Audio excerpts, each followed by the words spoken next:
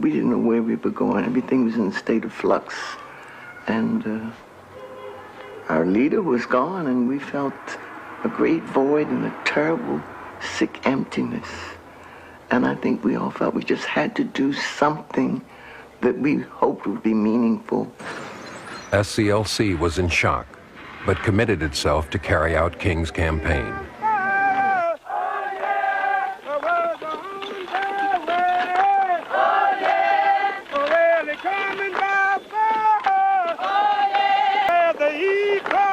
From Mississippi, from New Mexico, from New York, thousands set out for Washington. I said, nah, nah, nah,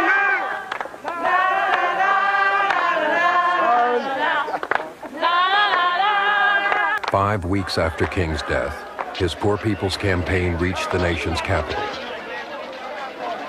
5 years after the March on Washington, his movement built a city on the same ground. I declare this to be the site of our new city, Resurrection City, USA. I so name.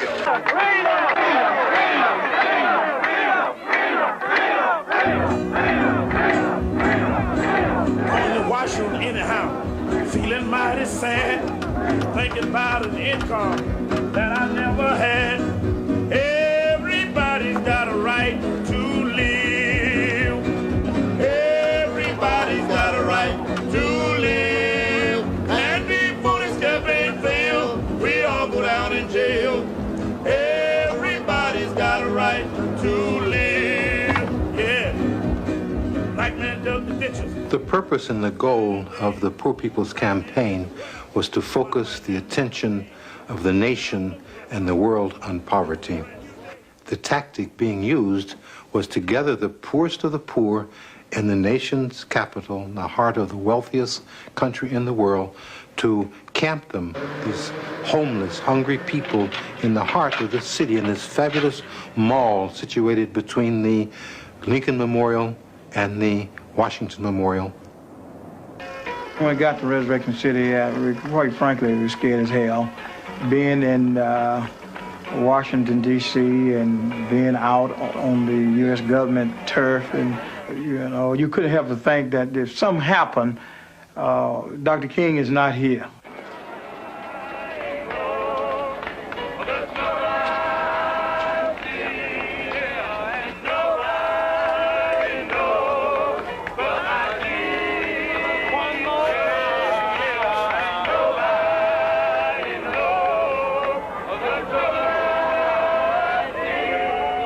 I'm doing much better than I was doing in Mississippi, and I'm going to stay here, if it's his will, until I receive what I came for.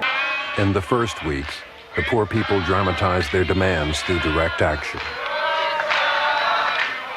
We had to march for some food, so we decided to march to the agriculture department because we were putting focus on feeding and nutrition. So we went and good food at the agriculture department. He got more than he can eat sitting up there grinning while people are starving. Now this is the America that Mr. Freeman knows, but this is not the America that Mrs. Brooks knows. Our 40 million other people. He took them down to the cafeteria. They picked up trays, and when they'd all gone through the line, Jackson took a megaphone and he announced to everybody, "Okay," he said, "this government owes us a lot, and they've just begun to pay a little bit of it with this lunch." Having made its point, SCLC later paid the bill. Soul power. Soul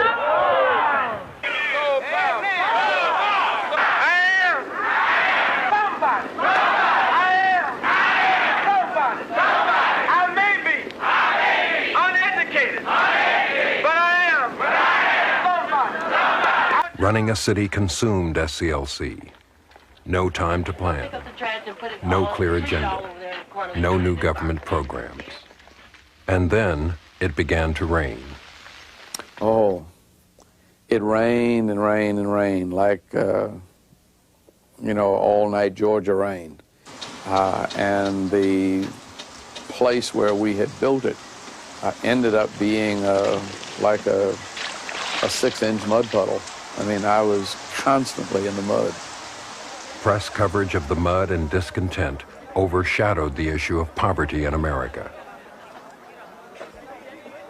3,000 miles away, Robert Kennedy, one of the poor people's strongest allies, campaigned for the Democratic presidential nomination with strong support from Black and Hispanic voters. On the night of June 4th, Kennedy won a major victory in the California primary. My thanks to all of you, and now it's on to Chicago, and let's win there. Thank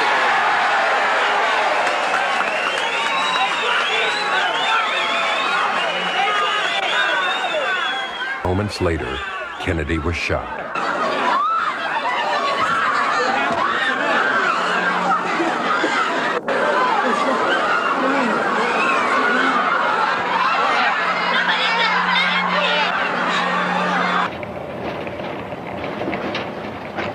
4 days after Kennedy's death, the train carrying his body made its way to Washington. Robert Kennedy's assassination just brought everything to a halt.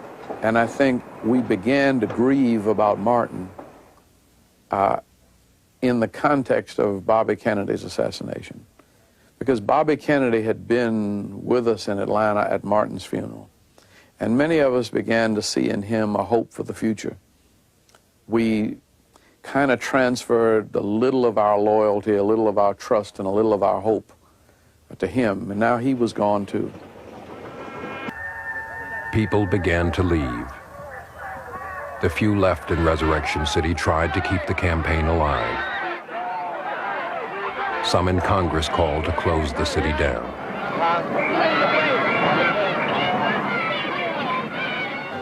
The last days of Resurrection City were like being in the camp of a defeated army. I think the spirit went out of people. There were people there who had no place to go, people who had come to Washington, who had come to Resurrection City with a great deal of hope, and who had none left. It was literally the end of a major battle, the battle of the poor, and they'd lost. Just 81 days after King was killed, Resurrection City was shut down.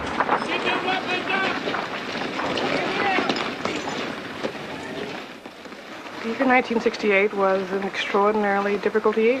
I mean, we lost Martin, we lost Bobby, and for those of us who were determined to carry on the legacy of Martin, it was a time to regroup and rethink and get up and figure out new strategies to build new paths toward the future, to deal with the issues of poverty and deal with the issues of race that were going to be ongoing, but clearly much more difficult.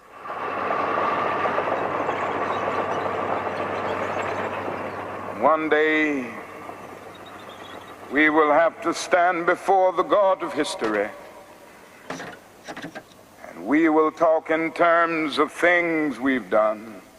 And it seems that I can hear the God of history saying, "That was not enough, but I was hungry, and ye fed me not.